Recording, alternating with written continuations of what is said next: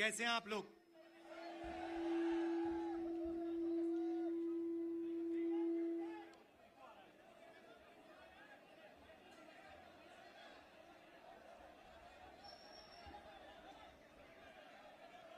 ऐसी सुंदर जगह है कि मैं अगली मीटिंग में जाना नहीं चाह रहा हूं।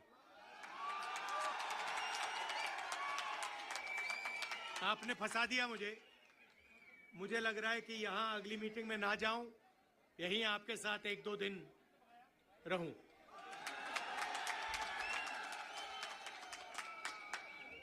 आप सबका यहां दिल से स्वागत करता हूं। आपसे मैं 2-3 चीजें कहना चाहता हूं। सबसे पहले आपने देखा होगा कि पूरे देश में बीजेपी के लोग, आरएसएस के लोग नफरत फैला रहे हैं, हिंसा फैला रहे हैं, डर फैला रहे हैं। तो लड़ाई दो विचारधाराओं के बीच में है। एक तरफ नफरत, हिंसा, डर, दूसरी तरफ मोहब्बत, रिस्पेक्ट, इज्जत। आपने देखा होगा कन्याकुमारी से कश्मीर 4000 किलोमीटर हम चले और हमने बीजेपी के खिलाफ नारा दिया, नफरत के बाजार में मोहब्बत की दुकान खोलनी है। उनका काम नफरत फैलाने का है, हमारा काम मोहब्बत फैलाने का है। वो तोड़ते हैं, हम जोड़ते हैं। और अंत में नफरत की काट मोहब्बत से ही होती है। आप सब जानते हो, नफरत को नफरत से नहीं काटा जा सकता है, नफरत को मोहब्बत से ही काटा जा सकता है, हराया जा सकता है। और आपने इस चुनाव में देखा होगा, पहले नरेंद्र मोदी जी छाती फैला के आते थे, अब नरेंद्र मोदी जी ऐसे आते हैं। पहले बड़े बड़े भाषण करते थे, इस बार पार्लियामेंट में घुसने से पहले उन्होंने अपने सिर पर कॉन्स्टिट्यूशन को रखा, फिर गए अंदर। भाइयों और बहनों, पहली बार हिंदुस्तान के इतिहास में पहली बार स्टेटहुड छीना गया है। यूनियन टेरिटरी को पहले यूनियन टेरिटरी को स्टेट बनाया गया था। स्टेट को बांटकर 2 स्टेट बनाए गए। तेलंगाना बना, छत्तीसगढ़ बना, उत्तराखंड बना, अरुणाचल को स्टेट बनाया गया। मगर पहली बार हिंदुस्तान के किसी स्टेट को रद्द करके लोगों का जो हक है वो छीना गया। पहली बार हुआ है। ऐसे हिंदुस्तान के इतिहास में, मॉडर्न इंडिया में यह काम पहले कभी नहीं किया गया है। तो सबसे पहले जम्मू कश्मीर को जो स्टेटहुड है वो वापस देना है। क्योंकि आपका सिर्फ स्टेट नहीं छीना गया, आपके अधिकार, आपका धन, सारा का सारा आपसे छीना जा रहा है। 1947 में हमने राजाओं को हटाकर लोकतांत्रिक सरकार बनाई, हमने देश को कॉन्स्टिट्यूशन दिया। आज जम्मू कश्मीर में राजा बैठा हुआ है, उसका नाम एलजी है, मगर वो है राजा। और जो आपका धन है आपसे छीना जा रहा है, बाहर के लोगों को दिया जा रहा है। चाहे वो आपके कॉन्ट्रैक्ट्स हो,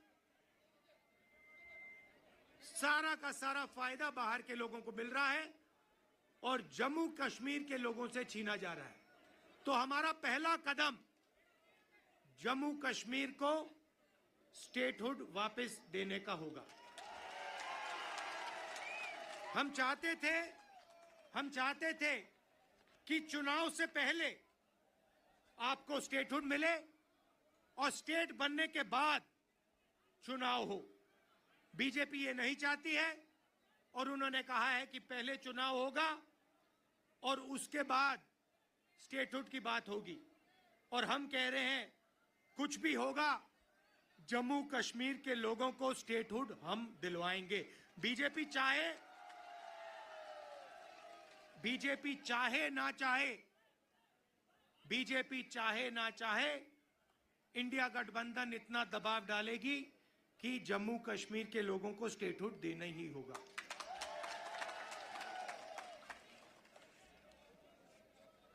यहां पे हम सब जानते हैं कि बिजली के प्रोजेक्ट्स बनाए जा रहे हैं, मगर सच्चाई है कि बिजली के प्रोजेक्ट्स का फायदा आपको नहीं मिलता है। कहा गया है कि प्रोजेक्ट के 5 किलोमीटर रेडियस में आप लोगों को बिजली मिलेगी, फ्री में बिजली मिलेगी, मगर वो नहीं हो रहा है। और बिजली के प्रोजेक्ट्स का फायदा आप लोगों को मिलना चाहिए। स्टेटहुड मिलेगा, चुनाव में हम जीतेंगे तो ये काम हम आपके लिए करके देंगे।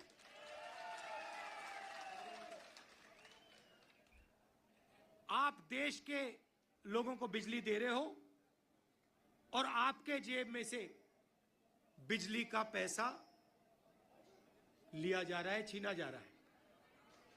ज्यादा रेट देते हो आप, ये अन्याय है, इसको हम ठीक करेंगे।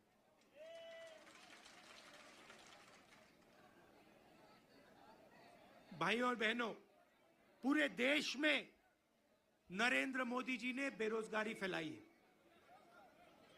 पता नहीं आपने अदानी जी का नाम सुना है? सुना है?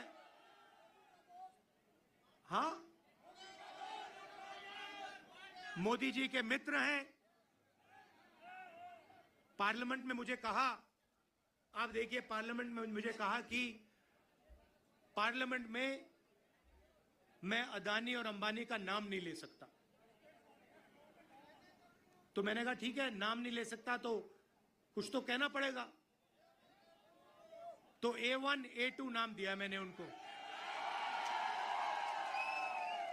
हम दो, हमारे दो, नरेंद्र मोदी, अमित शाह, अंबानी, अदानी, इनकी सरकार चल रही है। और अगर कोई छोटा काम करता है, मजदूरी करता है, छोटा बिजनेस चलाता है, होटल चलाता है, टूरिज्म का बिजनेस चलाता है, तो उसके लिए नरेंद्र मोदी जी GST लाते हैं, नोटबंदी कराते हैं और बैंक के दरवाजे बंद कर देते हैं। और पूरी की पूरी सरकार इन 2 अरबपतियों के लिए चलाई जा रही है। ये मैं आपको कहता हूं कि अगर आप देखेंगे तो ये जो आपसे स्टेटहुड छीना गया है, इसका भी लक्ष्य उन्हीं 2 अरबपतियों की मदद करने का है। और जम्मू कश्मीर के जो लोग हैं, जो व्यापारी हैं, जो इस प्रदेश को, इस देश को रोजगार देते हैं, चाहे वो टूरिज्म की बात हो, हैंडीक्राफ्ट की बात हो, उन सब को ये दबा कर रखते हैं। जो हालत देश में है, उससे खराब हालत जम्मू कश्मीर में है। देश से ज्यादा बेरोजगारी यहां जम्मू कश्मीर में। और ये उल्टी सीधी बात करते हैं। कभी नरेंद्र मोदी समुद्र के नीचे चले जाते हैं, कभी हवाई जहाज में उड़ते हैं, कभी किसी नेता से गले लग जाते हैं, मगर बेरोजगारी के बारे में इन्होंने कुछ नहीं किया है। तो यहां हमारे एक युवा नेता हैं, एक बात मानकर चलो, यहां पर कांग्रेस पार्टी की अलायंस की सरकार आ रही है। ये निश्चित है, ये होने जा रहा है। और हमारा पहला काम, हमने नेशनल मैनिफेस्टो में कहा और मैं यहां भी कह रहा हूं, जो भी सरकारी वैकेंसीज हैं उनको हम भरेंगे और एज को हम 40 साल तक एक्सटेंड कर देंगे।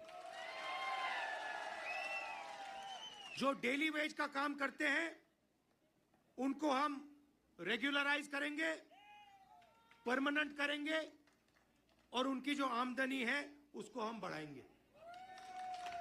मगर हमारा लक्ष्य होगा कि हम सबको लेकर एक साथ मिलकर जम्मू कश्मीर की सरकार चलाएं, सबकी रिस्पेक्ट हो,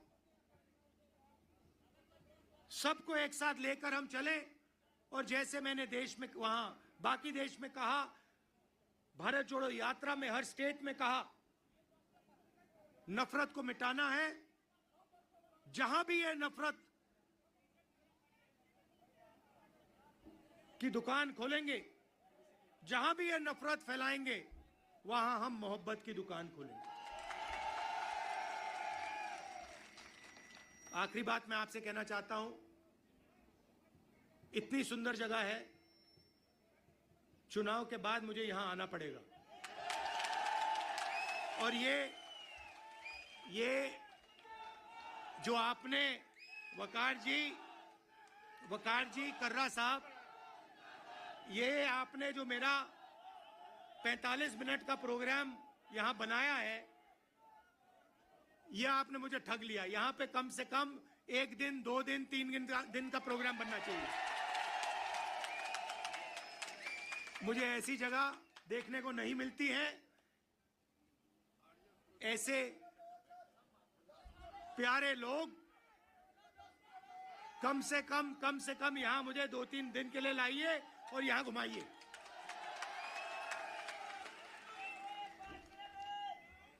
पांच मिनट, 10 मिनट, जितना चाहते हो, कोई प्रॉब्लम नहीं है। हाँ, तो आपने देखा होगा, पहले कहा कि नरेंद्र मोदी को, बीजेपी को कोई हरा नहीं सकता। नरेंद्र मोदी जी कहते हैं, भैया